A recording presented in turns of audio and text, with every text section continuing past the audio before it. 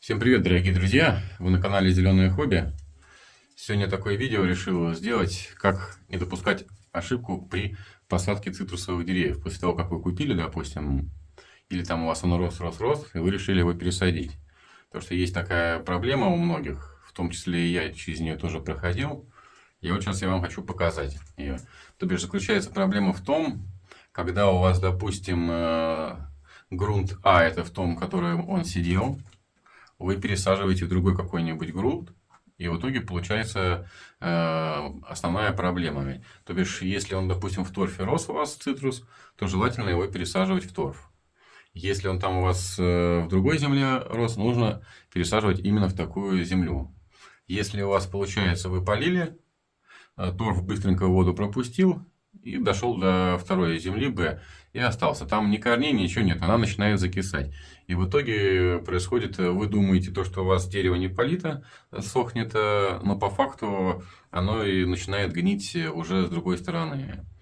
Поэтому, чтобы такого не допускать, это не делай. Давайте я вам покажу, что на самом деле происходит, когда вот такая ошибка допускается. Вот смотрите, начинают опадать листочки. Даже на самом деле он пытается дать, когда внутри сухо, и он уже начинает весь подсыхать. Но иногда бывает влаги не хватает, и вообще он полностью засыхает. Сейчас я его достану, покажу, как себя ведут. Видите, листочки вот так вот начинают подгнивать. Веточки, вот видите, вот здесь вот уже подсыхает. Видите, он полностью опал.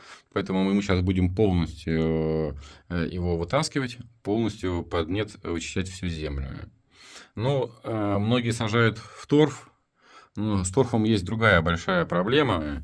Сейчас я не знаю, здесь у меня видно, вот здесь у меня остатки торфа. Тоже был другой. Торф со временем он превращается в такой как бы камень. Если его пересушить, то вы когда будете поливать, очень сложно его заново размочить. Поэтому обычно, если в торфе, то надо уже будет просто ставить там на часа 3-4 эти в воду, чтобы полностью он весь размяк. А то через щели проливается вода, и у вас все равно земля комом стоит, сухая. Поэтому торф есть свои проблемы. Поэтому чисто в торфе, и вот земли продают такие, как там для цитрусов, я не рекомендовал бы вообще использовать. Но на самом деле у меня растут именно даже очень старые деревья. Сейчас вам покажу.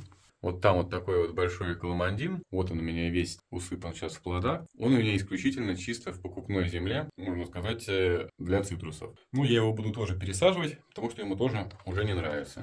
И нужно будет ему обновить земельку, чтобы он более себя лучше рос. Не бойтесь пересаживать, даже ломать корни, ничего страшного не будет. Как бы, даже с одной стороны это даст новую точку роста и будет еще с одной стороны даже лучше. Обновите землю. А вот большие цитрусы вообще берут, не пересаживают в большие горшки уже, а просто срезают часть корней и обратно сажают в этот же горшок, чтобы он опять заново давал корни. Ну, давайте приступим, покажу, как очищаю я землю и что внутри у меня с двумя разными грунтами происходит. А еще вот в горшках бывает вот такая вот фигня. В самом низу появился муравейник. Поэтому следите за своими цитрусами, чтобы не было еще и муравьев. Вот я вот сейчас вытащил один цитрус. Вот он сидит. Видите, он тоже себя очень плохо чувствует. Оказывается, у него корневая система довольно большая, но у него вот такая вот фигня. Сидят муравьи. Вот видите, ползают все с яйцами, со всем чем только можно. Корневая система, посмотрите, какая шикарная. Но сколько муравьев в этом муравейнике. Потому что часть земли мокрая, другая сухая, потому что она быстро проходит. И в ней заводятся всякие вот муравьи. Желательно перед тем, как вы заносите в дом, обрабатывать всякими средствами, которые могут завестись в корневой системе. Но я сейчас буду здесь полностью все промывать и буду в чистенькую земельку сажать.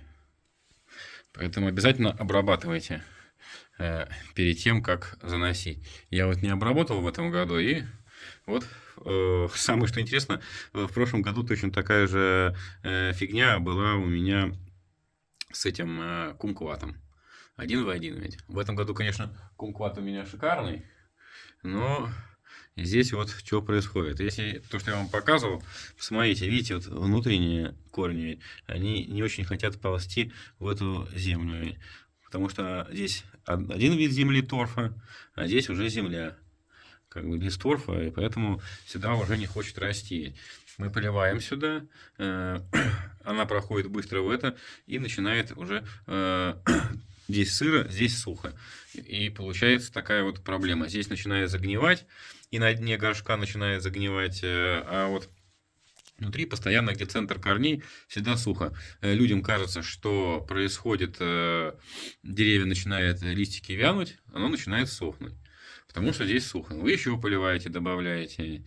И в итоге получается уже вся вот эта, здесь начинает гниль, кислота идти, и у вас она уже начинает выпадать сюда, и в итоге дерево полностью сгнивает, и все. Поэтому обязательно нужно однородную землю делать. Так, ну вот я дренаж насыпал гравия. А земля у меня обычно идет, как получается здесь, ну у меня здесь не крымская земля, а еще и питерская я привез. Получается одна часть питерской земли, одна часть торфа нейтрального, одна часть песка и одна часть, вот сейчас я решил еще добавить, потому что мне кажется, все равно она более плотная такая, я решил еще перлита добавить. И получается одна часть перлита, то бишь из 4 частей состоит. И добавил там где-то одну часть еще циолита. Получается здесь в данный момент земля состоит из 5 частей. Ну, дальше, как обычно, берете чуть-чуть на донышко, кладете дренаж, потом чуть-чуть земельки. Ну, и когда сажаете, главное, не сажайте, допустим, вот так вот. Сажаем чисто под самую корневую шейку.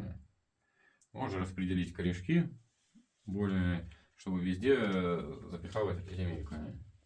Вот, берете, укладываете, по центру ставите и вот так вот засыпаете везде. Получается новая земелька, не переживайте. Сейчас он в течение там недельки-двух отойдет от этой пересадки, и все опять пойдет в рост. И уже, по крайней мере, земля будет не закисшая, не гнилая, не протухшая, не сухая, как кирпич, торф, а будет полностью свеженькая земелька. И таким макаром будет полностью однородная земля. И в следующий раз вы запишите там себе, можно сказать, состав земли, который вы сделали. И когда будете через год там пересаживать или там летом, увеличивайте горшок где-то с каждой стороны там на сантиметра полтора и добавляете уже точно такой же земельки. Она, получается, будет однородная земля. То бишь вы полили, она полностью вся намокнет. А не будет такого, что там торф прошел и пошел. Либо наоборот. У вас, допустим, все будет уходить в торф, а здесь внутри будет закисать там. Поэтому, чтобы такого не было, надо использовать однородную землю. Это одна из самых главных ошибок. Ну, по растению видно, оно подсказывает вам. Вот я вот сейчас вам показал наглядным примером, что происходит с цветом. В данный момент кумкват, ну, лимоны, все мандарины, там, апельсины, все они примерно так же. Ну и у нас получается новый горшочек поменьше, чтобы опять не загнили корешки. Сейчас он наберет и поливаем. Здесь можно хорошо пролить, потому что чтобы земля просыпалась везде, в корне прошла. А дальше уже будете по мере высыхания поливать. И все. И он будет у вас. В данный момент он вернулся на год назад. То бишь, каким он у меня был этой весной, за лето он у меня ничего не приобрел. Поэтому, к сожалению, вот так вот бывает. Ну вот такое небольшое видео я вам снял про пересадку, правильную пересадку цитрусовых мандаринов, там апельсинов, да любого цитруса. как правильно пересаживать. Не делайте ошибки такие же, как делал я. Лучше учиться на чужих ошибках, чем на своих. Но, к сожалению, есть и у меня вот такие ошибки. Просто я выращивал раньше все в торфе. Причем в торфе у меня росло нормально, но торф я периодически менял. Поэтому вот большие вот у меня стоят. Я буду, и, соответственно, на них тоже менять торф. Но уже в данный момент торф не буду, а буду все-таки землю делать. Потому что она чуть-чуть больше влагу держит, и потом, если ее пересушил, она быстро размокает. Нет таких минусов, как... Но есть большой тоже минус, не забудьте, землей можно перелить, и в итоге получите тоже гниль. С торфом так сложнее было сделать, с землей можно уже и так сделать. Но тут нужно своевременно проливать и не переувлажнять землю.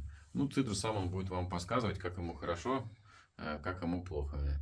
Поэтому, ну, на этом видео заканчиваю. Есть вопросы, пишите, подписывайтесь в Дзен, канал там есть тоже у меня и ВКонтакте, Телеграм, Ютуб. Все, ребят, всем пока, до новых встреч, с вами был Михаил.